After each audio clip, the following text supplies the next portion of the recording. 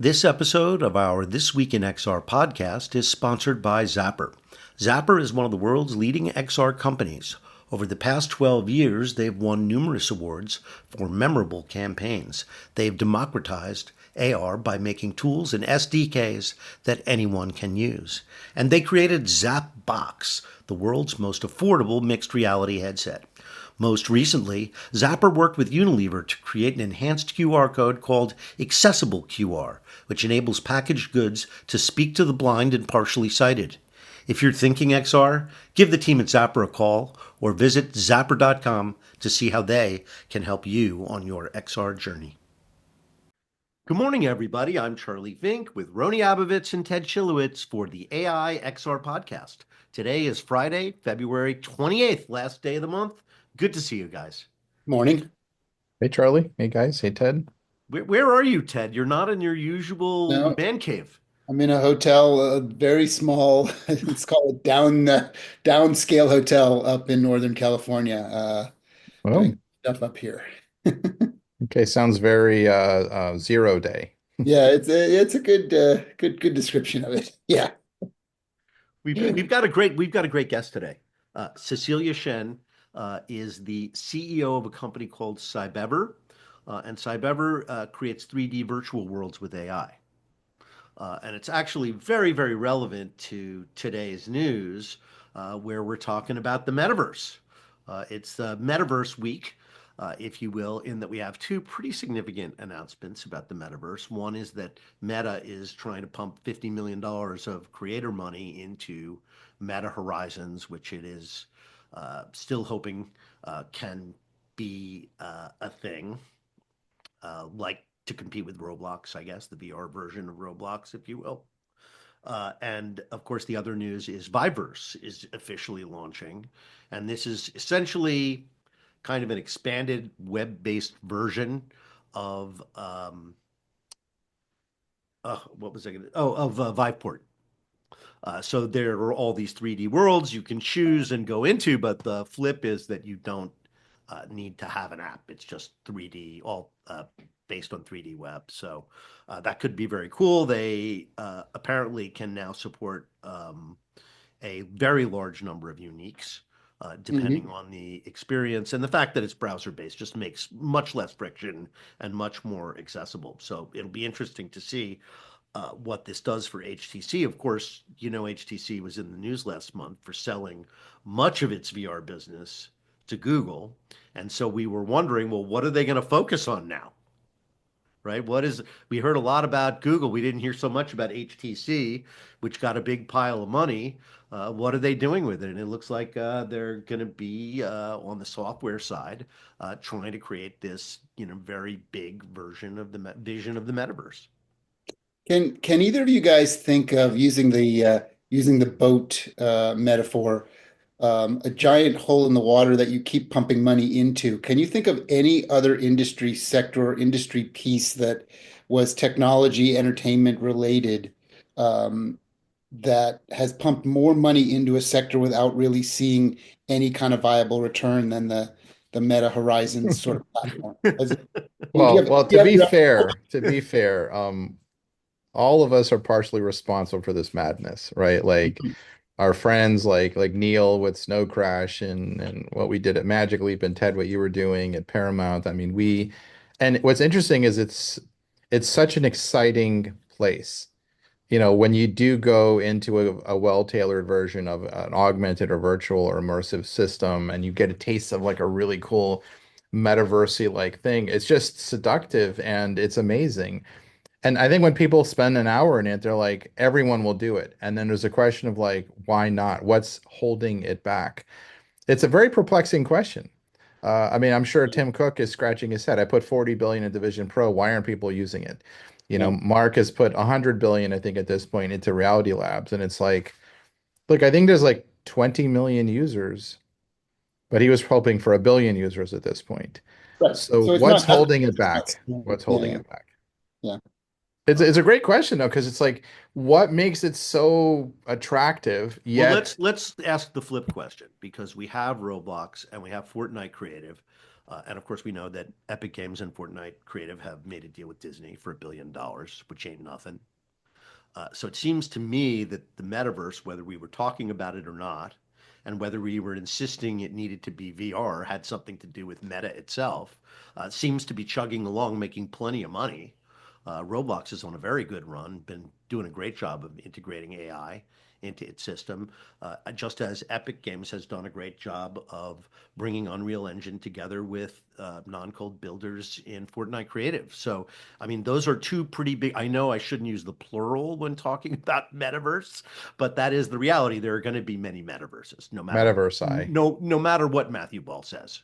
Of course. And I love him, and I think he's right about most things. But in this, there will be many metaverses. Will they come together? Not soon, and certainly not with the world divided up. Maybe not ever. Yeah, maybe not ever. Like But like Roblox.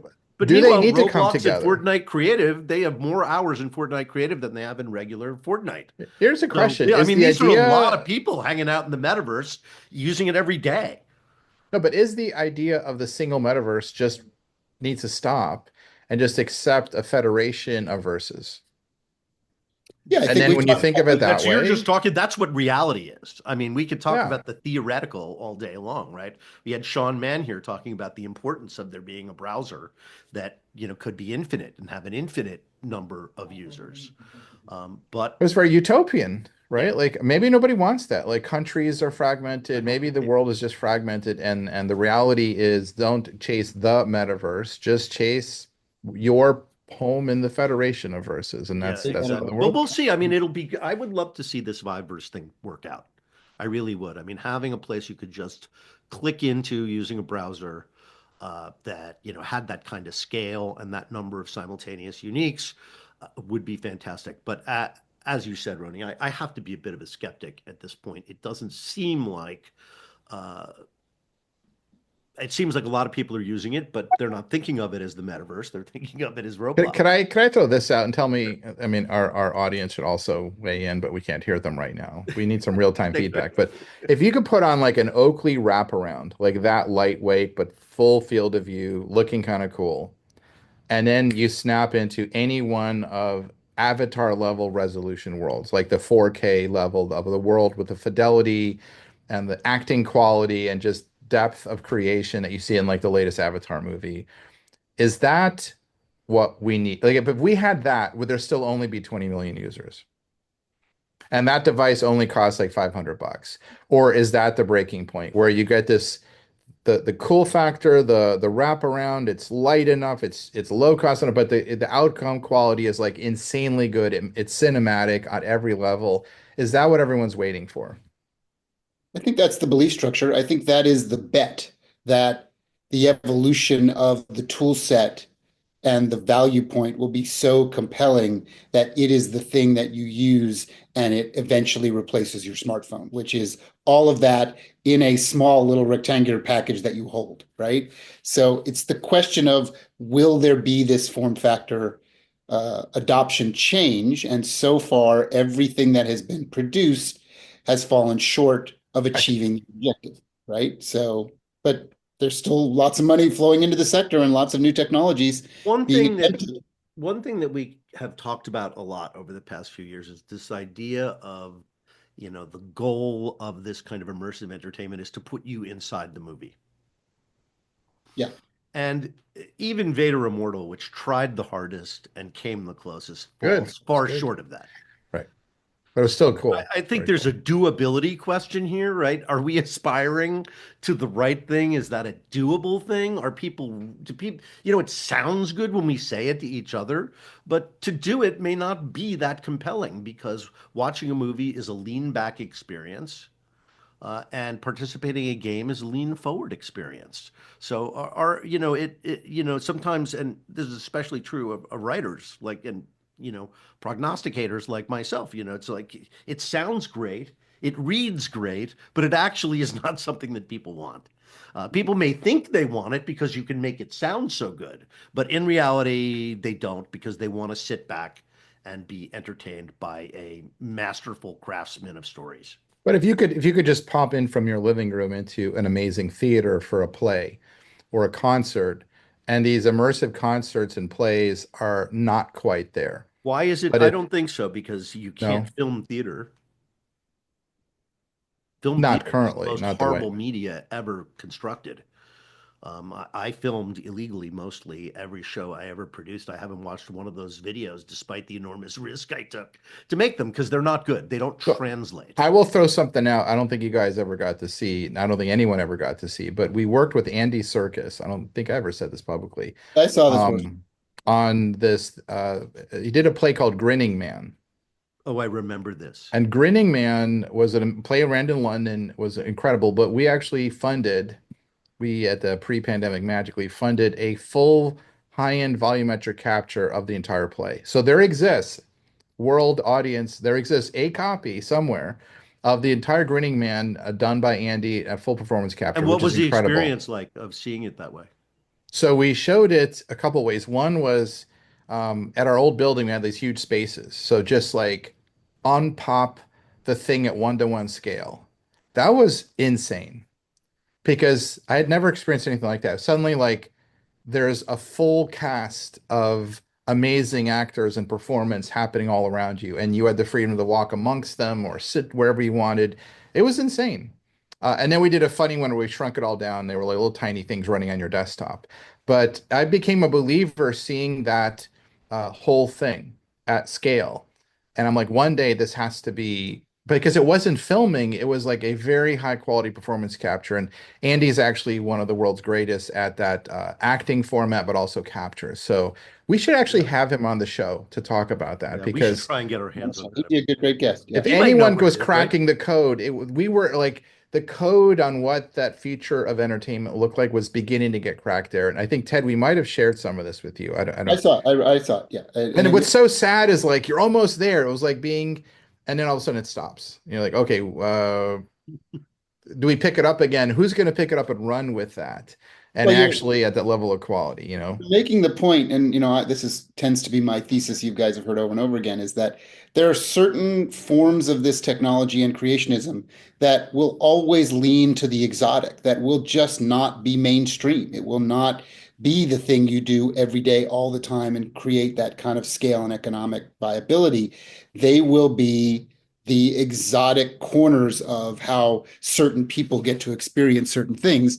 And the closest proof point of that is, the major theme parks in the world are exotic beasts. They do not exist in every city in the world. You have to go to them. They are destinations. It's hard, it's expensive, it's all those things that, make them very unique, one of a kind experiences. Yeah. So listen, we got Cecilia in our green room, so let's have her join us.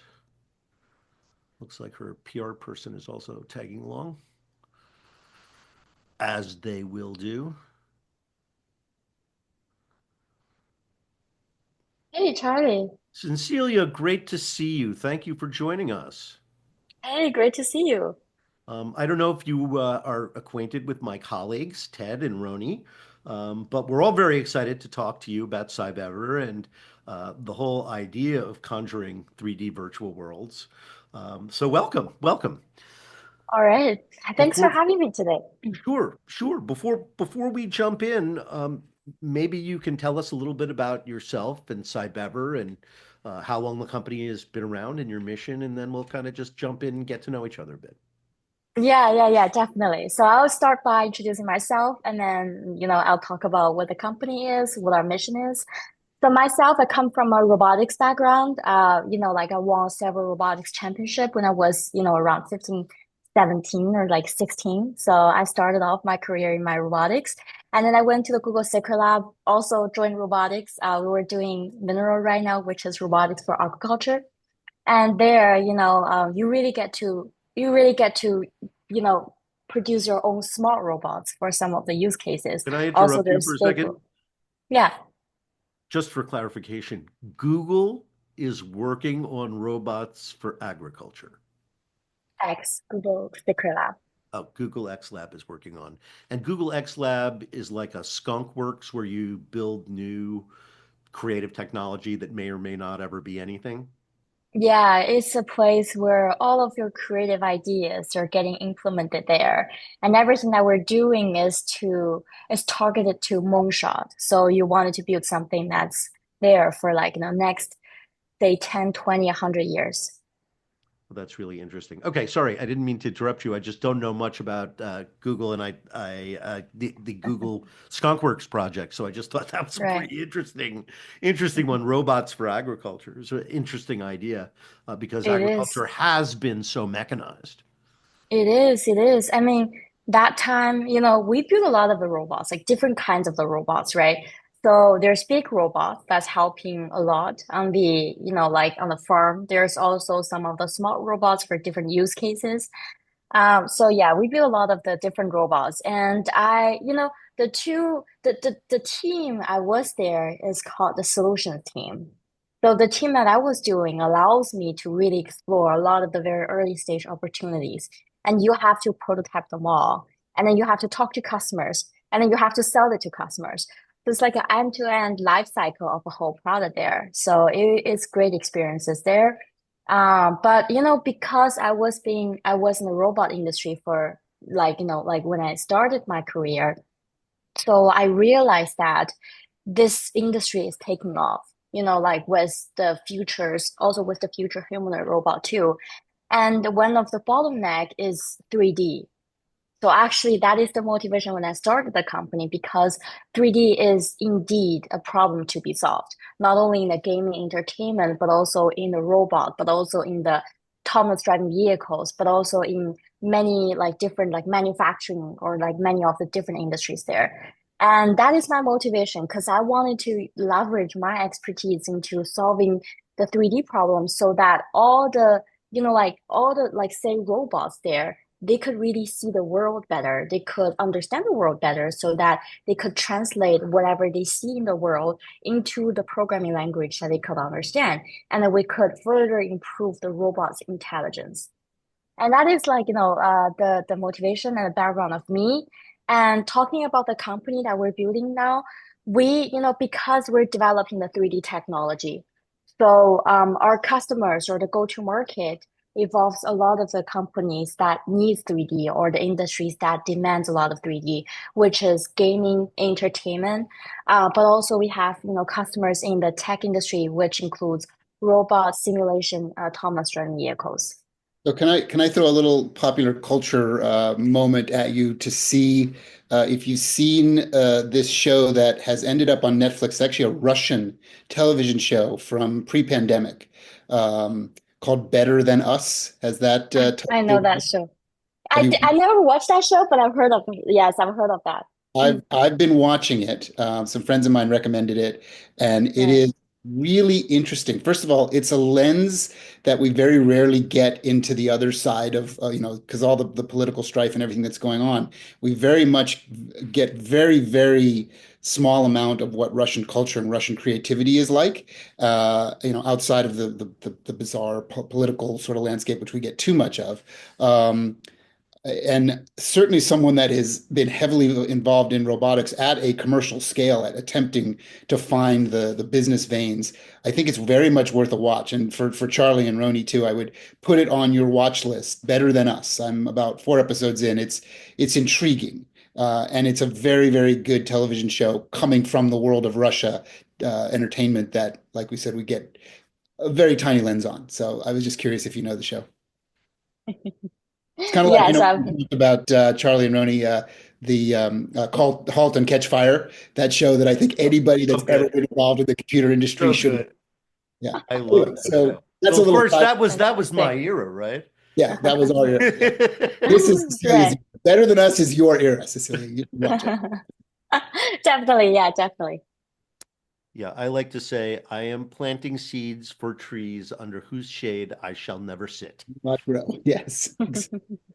That's a So, paraphrase of George Washington. I was, Cecilia, I had a really, I do want to get to Cybever because that's really our sweet zone spot. And we were talking just before you came on All about some right. Metaverse news this week. But I Uh-huh. do want to just say this one thing about robots because I was on a show yesterday. Uh, and it was an AI show, and they were asking me a podcast about robots. And I am Right. far from a robotics expert. I cover it lightly. It's an adjacent category, uses computer vision and all many of the same technologies that we work with in XR and spatial computing. And again, the combination with AI makes total sense because a computer, even with great computer vision, still has to infer a lot about the world, right? It does, seeing it in 3D is not by itself a sufficient condition.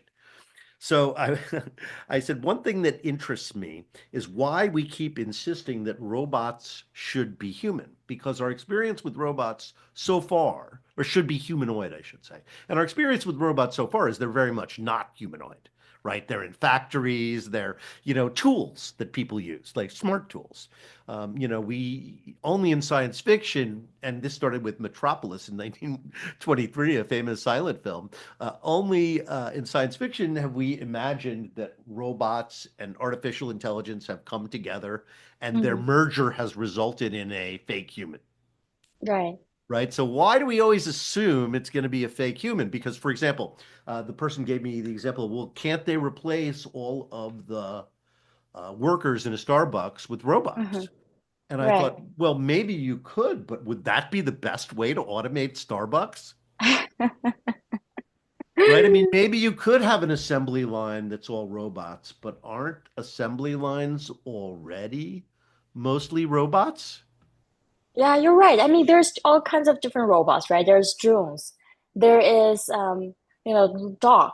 And I still think that dog is like really, like they can really do a lot of the things because like robot dog they do have some kind of the advantage to move in a lot of the circumstances, and then there's also humanoid too can do a lot of the things. So I think that there should be different kinds of the robots and different kinds of the shape. I mean, the human robot also can have the advantage where the dog cannot replace or the drones cannot replace. So yeah, I think long story short there should be different kinds. Yeah, that's what I would expect. I don't think the science fiction vision of the world where there's an assembly line with humanoid robots and actual humans is ever going to happen. I just don't think that makes any sense. That's why the Tesla robot kind of makes me laugh because it looks like it's made for TV, not really made to be practical in the real world. So, of course, we'll see about that. Tesla is a whole nother podcast. But let's start talking about 3D and AI Right. and kind of. So you've taken your interest in computer vision and your understanding of its importance, and um, we talked a second ago about its relationship with AI, and you have formed a company to do this at scale and to Yeah. do it in a way that is no code, so that someone like me just casually creating a 3D world for commerce or entertainment or for any other reason can do it sort of with natural language as the interface? Yeah, exactly. So we actually focus on, Damn. I mean, when we started the company back to 2022, so our mission is always there. We never changed our mission. We wanted to really make sure that we help creators to develop professional or industrial level solutions on 3D creation. So there's many things that we do. So we leverage the 3D layout algorithms to help them position all the objects there in a 3D environment so that they have more controllability, but we use agent to automatically help them position and place all the assets in the environment. And we use PCG, which is professional, like we use PCG to really help them, automatically create more and more environment. And we use AI to accelerate the PCG process. So that is the whole philosophy of our doing. So we target for high quality generated environment that could be used for gaming and entertainment. And AI is a way to help getting there. What is PCG? You used that phrase a couple times. Hmm. I think it's PCG? a PCG is a procedure. Yeah, sorry, I've been using that for so long, and I PCG sounds like procedural computer graphics or something. And just as an aside, Charlie, didn't wasn't there some news this week about Niantic and a sort of Universe. Universe. Gaussian splat sort of Yeah. world where you can go and look at different worlds in various Did, platforms and did so you forth? see this news story, Cecilia, about Scaniverse? So Niantic is selling Pokemon Go. So the big question is, well, Yes, I saw that. yeah, what is Niantic's gonna do now? Okay, so they just got $3.5 billion. Okay, that's a lot of money. What is your plan for the $3.5 billion dollars? $3.5 billion. Damn, I can't can barely say it. It's so much money. So what is Niantic doing, right? Shouldn't they just pay everybody $1 million and give the rest back to Google for their Yeah. investment and call it a day? But no, they're aggregating every Gaussian splat in the world. Like Wow. the entire, so think of it as Oh, Google Earth. It's I Google saw that Earth, news. but it's made up of individual splats. Right, right, right. We saw the news. We actually saw the news back to like, months and months, months ago. Because there's a news saying that like they're announcing their own physical world, foundational physical world. Yes. Like they wanted to simulate everything in the world so that there's a huge physical foundational model there. So yeah, we saw the news. And obviously something like that, you can get into some real science fiction solutions like the kind that, we were talking about Snow Crash a little while ago, robot dogs and everything else that went on in that novel is Right. highly dependent on a digital twin of the physical world.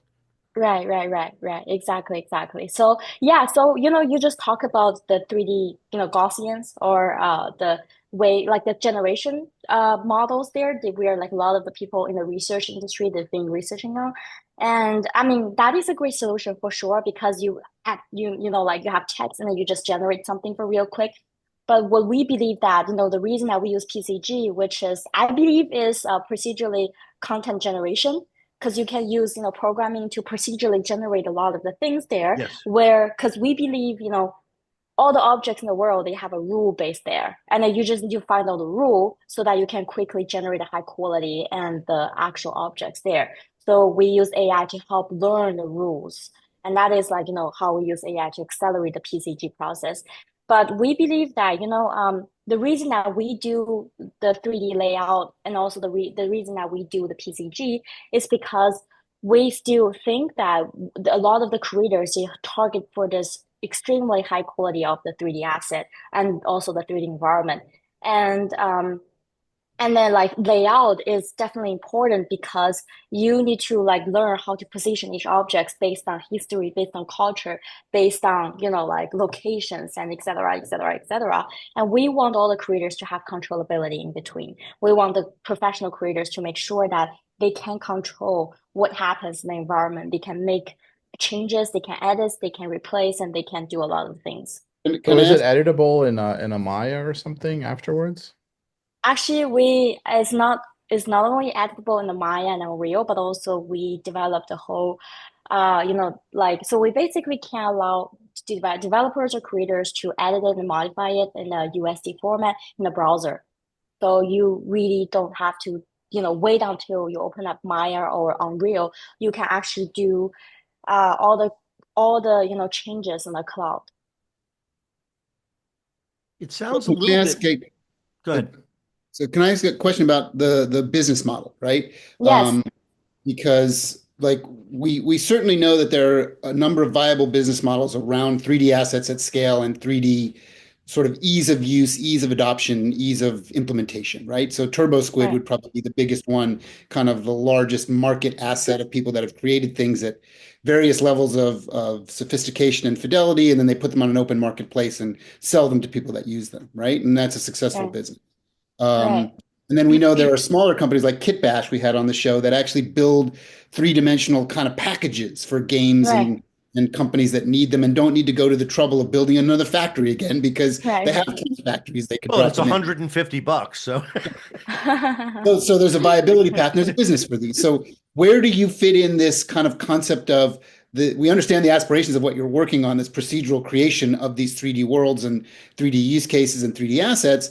How does it become a company? How does it become a business? How do you generate income and revenue from that? Yeah, definitely. Because so like for us, what we do is that we actually develop a platform or like a model or like multiple models based on the model. So what happens is that users they can just type in a text prompt Or what they could do is also to give us sketched images of like conceptual art. And then our model can be able to translate everything into like environment directly. So there are several things that we do in between. First of all, like I mentioned, there's, we first of all use AI to, to learn the PCG of the whole outdoor environment that you wanted to generate. And then we use the 3D layout model to help you position all the assets and find all the assets from marketplace like Purple Square, from marketplace that you want us to work with, from your own database and etc. Or not, like if you say you're good with the, like the AI generated asset, we also help you to find the asset from the AI generated platforms that, like Mashi.ai or something like that. So then we just give you the whole environment generated, and you can, really engage with it in Unreal, in Maya, and Unity, and in different platforms there. So you really don't have to do anything than just, control in different steps between and telling our model what you want to do further. But then like you can get the same experiences as how you use Midjourney, as how you use Stability AI, as how you use, OpenAI. So that's the goal of us. And given that this product, so there's like different, price models or the business models. So there's like different, say, professional creators that just come to like they just come and then they just pay for yearly and monthly like license fee of using that product. Same business model as all the AI companies there. But there's also, a lot of the big enterprises that we work with, they wanted to co-develop games and shows and entertainment content. So then the business model is more like we have to build a customized model for them. And because we've been serving for gaming and entertainment industry for so long, so we have to build a IP protected model. We have to make sure we deploy on their cloud.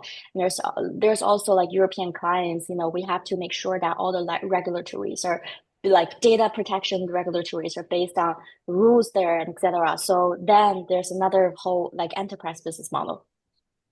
So then that opens up this obviously very interesting question that we're always curious for our guests to it's sort of a requirement to respond to with where their ethical code sits around AI, right? So you're talking about generating material that comes from a world of manual generation and using tools like Maya and 3D Max and lots of skill base and an education that sort of moves through this range. And now we're applying an AI layer to that, which removes some, if not all, of the of those human jobs, right? So Exactly. it's always important for us to ask this question for any founder of a company is where do you fit in that ethical scale of do you believe you're actually creating new jobs for a new generation, or are you eliminating a job category or partially eliminating a job category? Where do you fit into that?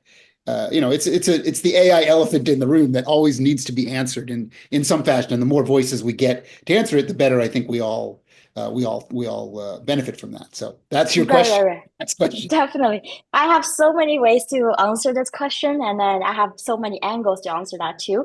I think from one perspective, first of all, we're definitely bringing more and more jobs because, like our goal, even by the end of the future, is that could, we actually open up another market for all the artists to, like, to continuously build all the great assets. Because for us, we don't do generation, as you can see. We most likely we use PCG first of all for the generation, but that's something that's been there for like 15, 20 years, I believe.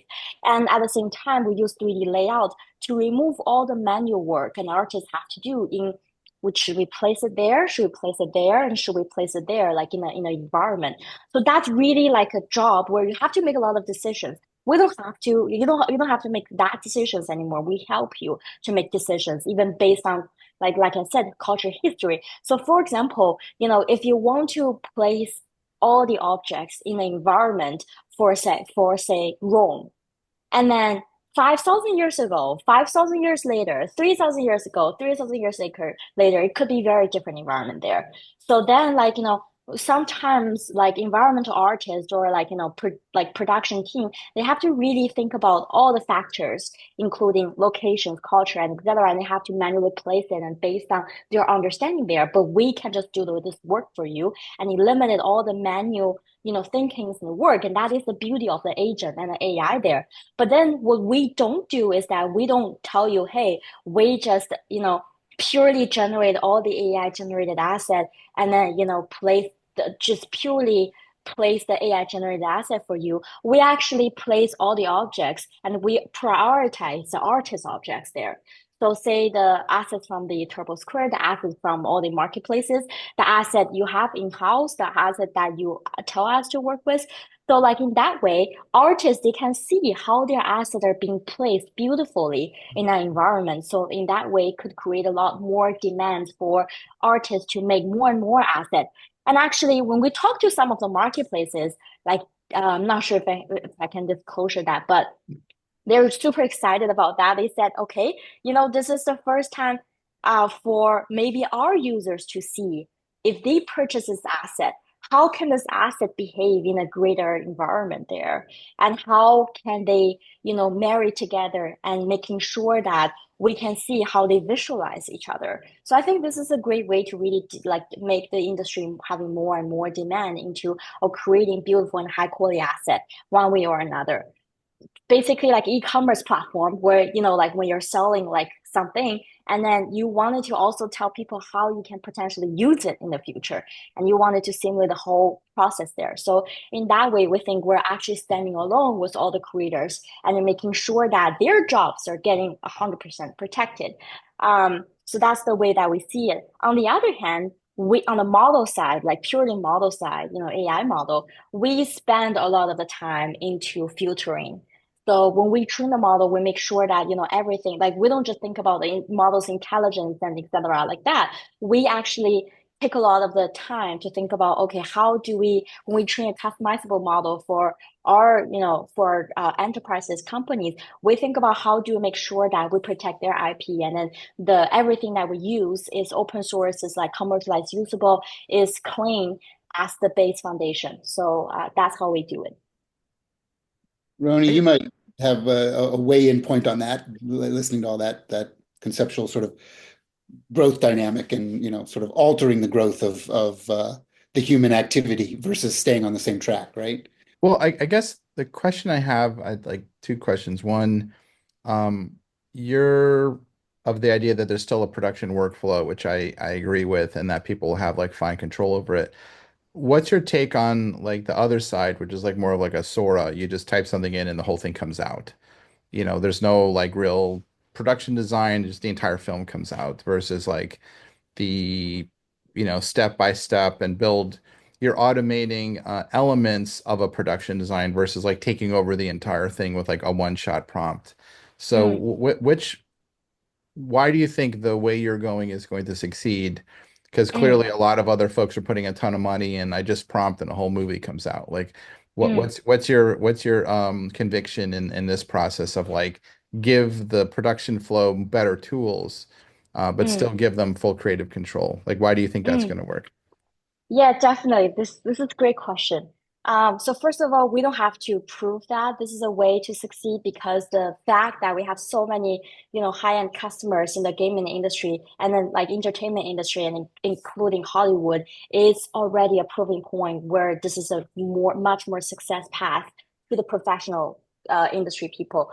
And then secondly, what I wanted to say is that I mean, majority of the producers, they like we don't have to save time for like I mean we do have to save time for sure, but we don't have to say that okay, 20 minutes versus like 2 seconds is a significant big difference for them.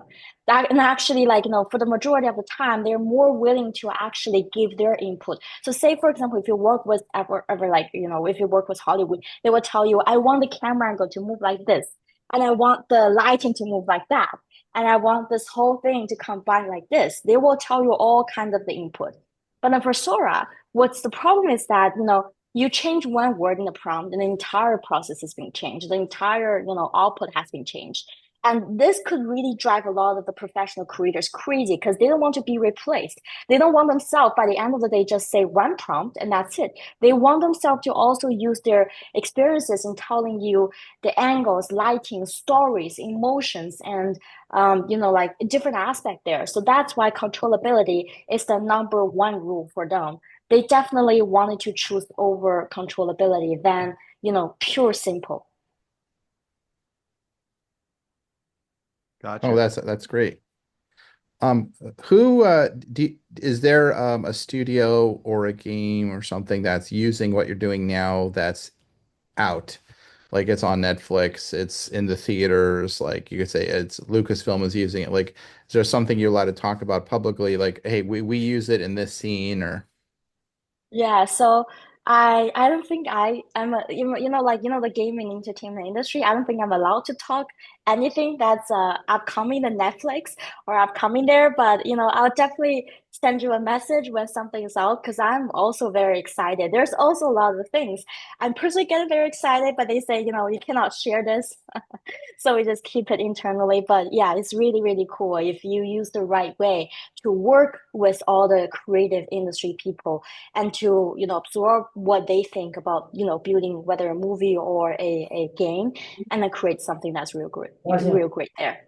So I'm gonna give you a scenario, and I'm curious to hear the answer because something that I have been talking more about than maybe maybe I should is the idea of customized, personalized entertainment, the idea of generating a world, generating an environment, sort of building your own custom theme park ride almost instantaneously. So if we were to use your tool set and say, so I'm a customer of your product and your Right, online right. services. And I said, I want to create a dystopian San Francisco fish market from the year, 2075, where there's new light sources and new power sources, and humans have had a sort of functional change in their environment. And just give me an idea of how quickly, if I prompt that into your tool set, how quickly I could generate that world and then either move a game controller in that world or be in a attraction in that world wearing a headset or a multiple screens around us. you forgot the shark people, Ted. You Yeah, need the the shark people. The mutant shark point people. I'm bringing up, Charlie, is remember last year or 2 years ago at South by our friend Matthew did that auto-generated multi-screen Oh, sure. The imaging Golden Gate. effect using Golden Gate. AI, The synthetic movie. synthetic movie. So all right, so that's the question, Cecilia, is like, Right. is that weeks, days, hours, minutes? What do you think it is possible? So yeah, it depends on like what qualities you want. Say if you want the actual VFX quality, like great quality, say for example, that you wanted to win Oscar next year, using this, say that's the quality you want, and then we charge for that quality, then I would say days. That's like how long we need. And then the reason we need that days is because we need to go back and forth with you to talk about like lightings and angles and all the different things to create a great scene or a great video based on that. But generally the approach that we're taking. So first of all, we would understand what is how do we use PCG to program like the basic environment there, right? And then secondly, we would actually based on the style choose the right asset for you, place the asset there, and etc. And then like you can modify it, edit it, change it in a browser, like we mentioned. So this is like super convenient. Finish it by minutes. And then afterwards, what we're gonna do is that we're actually gonna take it and then render to a video. So making sure that like lighting angles and everything is actually controllable. So and then when we render the video, we're actually gonna break the video into different scenes so that you can control each scene and then making sure that it's a great video produced. But then if you don't want a video, say you just want Unreal because you wanted to make a game, say if you just want Unity because you wanted to make it to XR, then it's super easy. You just connect it or communicate it with Unreal or Unity. Yeah, I can So see the value of this with like prototyping for television shows, video games, mobile entertainment, as well as all the way up to theme park rides and pre-visualizing what things can look like because we spend a lot of time and cycles in previs, right? To kind of feel for what Oh things. yes, exactly. Exactly. I have so much to say there. So yeah, previous, especially in the previous, you have to take a lot of the time to put the work on the model side, and then you wanted to make sure that you can produce something that the producers or the game producers they like. So we can definitely make sure that the process there is much more smoother than you think.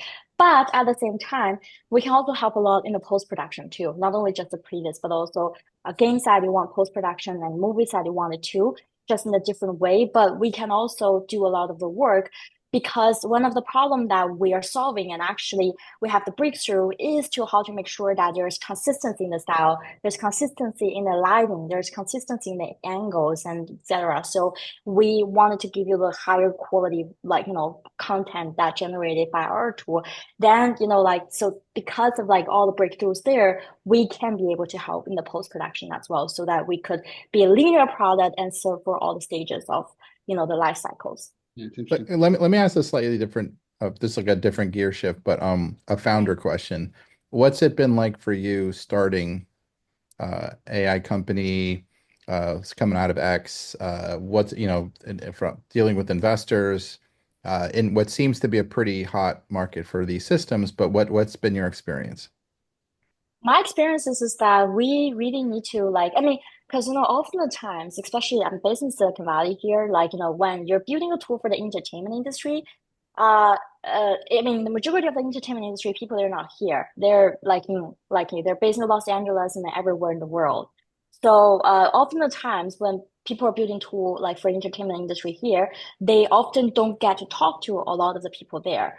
So my biggest takeaway is that we always need to talk to your target users one way or another, and you need to really understand what they need instead of you think this technology is so cool and you just launch it and you think they're going to adopt it, but actually you need to talk to them step by step and then know their requirement and then build something that's actually useful for them. So that's the biggest takeaway of myself, because I actually had the same problem when I started the company. I think I'm cool, engineers can solve everything in the world, but actually you need to really talk to them and then dive deep into the industry.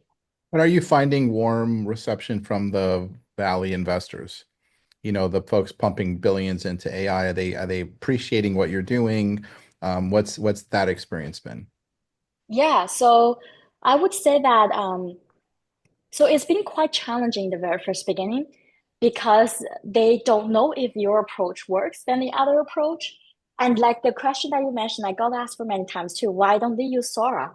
And why don't they use, all the tools that's been there developed? But then like, when you actually can be able to prove that, because it takes time and it takes years there too.